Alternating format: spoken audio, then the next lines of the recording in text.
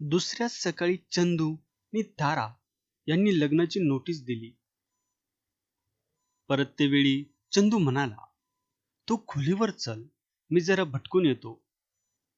पण लवकर ये, ती म्हणाली. आणि तो मंजुळाचा शोध करायला निघून गेला. आणि तारा एकटीच हॉटेलात आली. तिनं दार उघडलं तेव्हा तिच्या खोलीत पोस्टमननं टाकलेलं एक पत्र तिला दिसलं. ते घेऊन तिनं ते घाईघाईनं फाडलं आणि अनिलचं अक्षर पाहून तिला धक्का बसला. मग तिने दार बंद केलं आणि ती पत्र वाचू लागली. अनिलनं लिहिलं होतं, प्रिय तारा, तुला जाऊन पुष्कळ दिवस झाले. तुझा पत्ता लागत नव्हता, कारण तू मला एकही पत्र लिहिलं नाहीस. याचं कारण काय? कदाचित जातेवेळी मी तुला थोडे कठीण बोललो, याचा तुला राग आला असावा. पण तसं काही नाही. तू राग मानू नको. मी इकडे फारच अडचणीत आहे. तू नाहीस त्यामुळे हात मोडल्यासारखं झाले आहे. काहीही हालचाल करता येत नाही. शिवाय इकडं ढेकणं फार झाली आहेत. त्याचा मला फार त्रास होत आहे. कदाचित कोल्हापुरात ढेकणं नसतील, तरी पण तू ढेकणापासून सावध राहा. आणि माझं सुंदर पत्र येताच तू निघून ये. आता असं गप्प बसून भागणार नाही. काहीतरी केलंच पाहिजे. तू गेलीस तेव्हा जी व्हायची होती ती पूजा पार पडली. नी तू दिलेली वस्तू तुझ्या आईला पोचवली आहे. काळजी करू नको. एक जागा आहे, तिकडं तुला जावं लागणार आहे. तुला माझं पत्र येईल, तू तयार राहा. आता तुझा राग शांत झालाच असेल. मला तुझी फार फार फार गरज आहे. म्हणून म्हणतो की तू उगीचच आयुष्य, जीवन याचा विचार करू नको. तू नसल्यामुळं मी काहीच करू शकत नाही. हे लक्षात घे. पत्र पाठव. खुशाली कळव. तुझा अनिल पाटील. हे पत्र वाचून तारा भयभीत झाली. तिला लग्न करायचं होतं, संसार करायचा होता आणि ती खुणाकुणी नको होती. अगदी सरळ माणसासारखं जगायचं होतं. पण अनिल मृत्यूसारखं तिच्या मार्गात उभा होता. माणसांचा मृत्यू माझ्या हातात आहे, असं तो तिला वडगावून निघताना म्हणाला होता. त्याची तिला आठवण झाली आणि तिनं ते पत्र फाडून त्याचे लहान लहान तुकडे करून ते पाण्यात भिजून बाहेर फेकून दिले. आणि विचारमग्न होऊन ती पलंगावर पडली.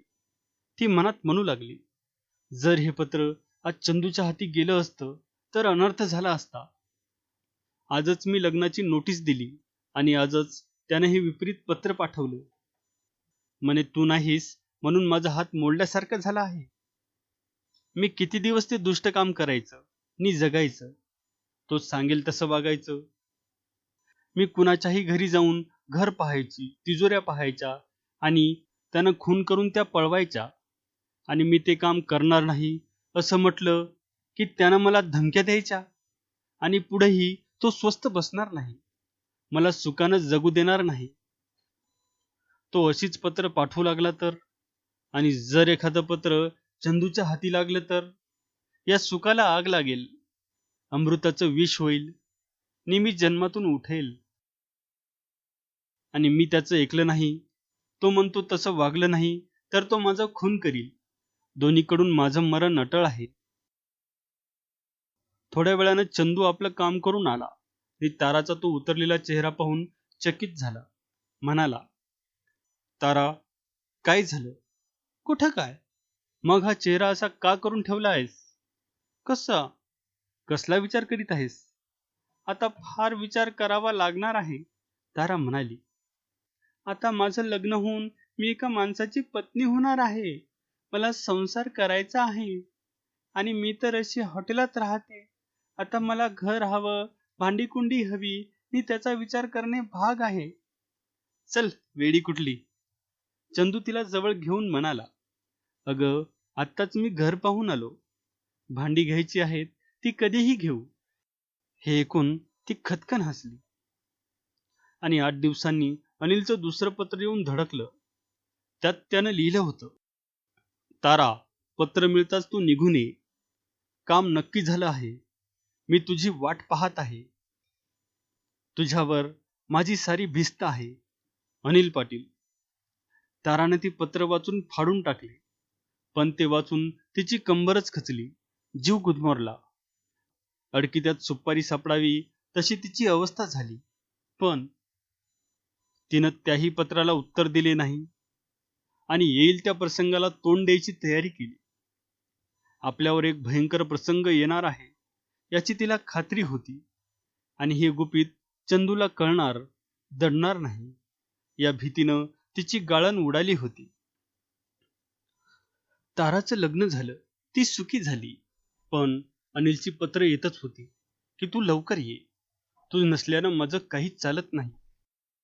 ताराच्या लग्नाच्या तिसऱ्या दिवशी एक पत्र आले. त्यात अनिलनं लिहिलं होतं, तारा, तुला अनेक आशीर्वाद, पण काय लिहू हेच कळत नाही.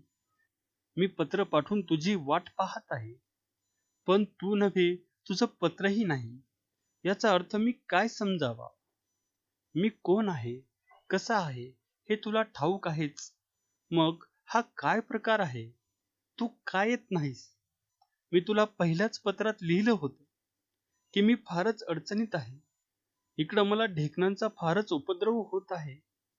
मला वाटतं कोल्हापूरला फारशी ढेकणं नसतील, तरीही तू सावध राहावे हे बरे. मी फारच वाईट माणूस आहे. तुला अजून समजलं नसल, मी तुला आपली बहीण समजतो, पण तू मला आपला भाऊ समजत नाहीस. याचा अर्थ काय? मी अनिल म्हणजे भंड्या वाघ, हे तू विसरू नको. आणि हे पत्र हाती पडताच निघून ये. मला आता असं बसून बरं वाटत नाही. मी तुझी वाट पाहत आहे. तू येणार की नाही ते मला कळव, म्हणजे बरे होईल आणि मलाच तिकडे यावे लागेल. पण मला तिकडे येण्याची तसदी देऊ नको, नाहीतर तुला फारच तसदी घ्यावी लागेल. पण हेही लक्षात ठेव की जरी तू वर कळवलेस तरी माझं काहीही होणार नाही. मी अचल आहे. तुझा अनिल. तुझा अनिल. ती उद्गारली आणि तिचं मस्तक सुन्न झालं. ताराला अनिलची पत्र वरचेवर येत होती आणि ती वाचून तिचा जीव गुदमरत होता. ती दार बंद करून रडत होती. तो अचानक जर आला आणि चंदूची त्याच्या समोरासमोर गाठ पडली तर काय होईल?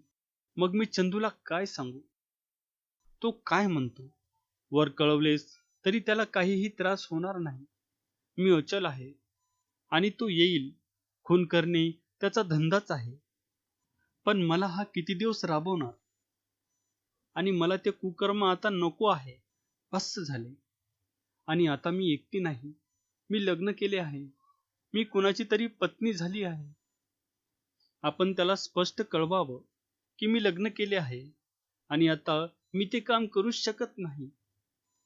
पण तो ऐकेल का? तो ऐकणार नाही. जन्मात तो कोणाचंच ऐकत नाही.